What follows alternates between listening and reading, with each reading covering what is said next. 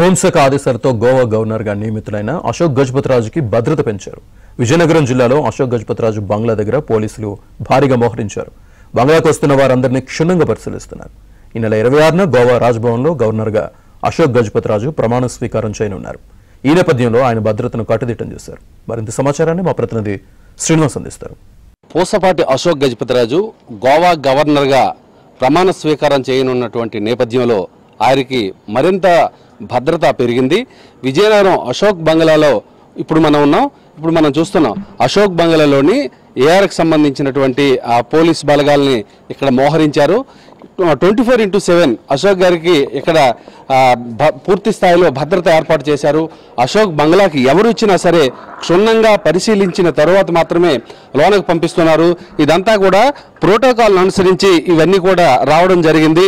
అయితే ఈ దశలోనే ఎంతమంది ఇక్కడ భద్రత ఉన్నారు, ఏ విధంగా భద్రతను కొనసాగిస్తున్నారు అనేటటువంటి అంశాలను వారిని అడిగి తెలుసుకుందాం. మీరు చెప్పండి సార్, ఇక్కడ పైలట్గా ఎంతమంది ఆయన ఫాలో అవుతుంటారు?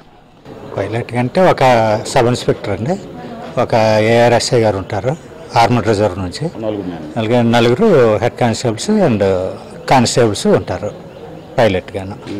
అది కాకుండా మామూలుగా ఇక్కడ గార్డు ఎక్స్ట్రా ఇది బంగ్లాలో ఫ్రంట్ బ్యాక్ ఉంటారు. అశోక్ గజపతిరాజు గారికి వివాదరహితుడైనటువంటి పేరుంది. వీరికి శత్రువులంటూ ఎవరూ లేకపోయినప్పటికీ ఆ భద్రత అనేటటువంటిది పోలీస్ మాన్యువల్లో ఉన్నటువంటి మాన్యువల్ అనుసరించి వివిఐపికి ఆయన ఇప్పుడు ఉన్నారు కాబట్టి ఆయనకి భద్రతను పెంచడం జరిగింది.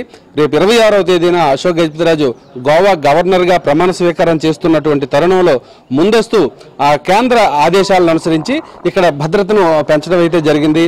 ఇక్కడ గార్డింగ్ ఏర్పాటు చేశారు.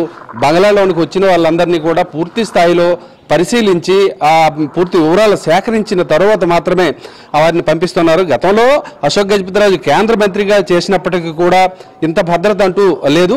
ఇప్పుడు గోవా గవర్నర్గా ఆయన ప్రమాణ స్వీకారం చేయనున్నటువంటి తరుణంలో ఇక పూర్తి స్థాయిలో ప్రోటోకాల్ వచ్చింది. భద్రతను కూడా బాగా పెంచడం జరిగింది. ఏఆర్కి సంబంధించినటువంటి బలగాల్ని ఇక్కడ తీసుకొచ్చి వీరిని ఇక్కడ సెక్యూరిటీ అనేటటువంటిది ఏర్పాటు చేస్తున్నారు. ఇక్కడ సంబంధించినటువంటి